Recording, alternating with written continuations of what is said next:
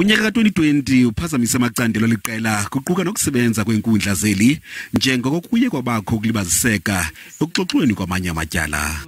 The judiciary was not spared from the impact of the COVID-19 pandemic on its operations and had to quickly adapt to the new normal.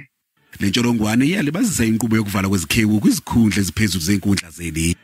No new appointments were made during the reporting period due to the fact that the Judicial Service Commission could not conduct interviews. This was as a result of the lockdown measures implemented as part of the declaration of the national state of disaster in response to the COVID-19 pandemic.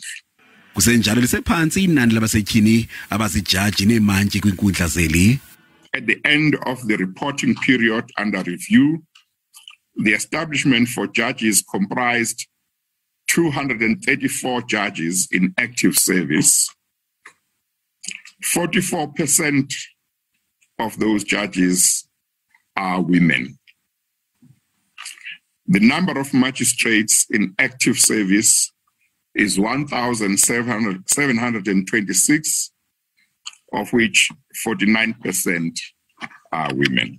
Le ngxelo ikhutshwa minyaka le kwaye iqwalasela indlela ezisebenza ngayo inkundla zeli.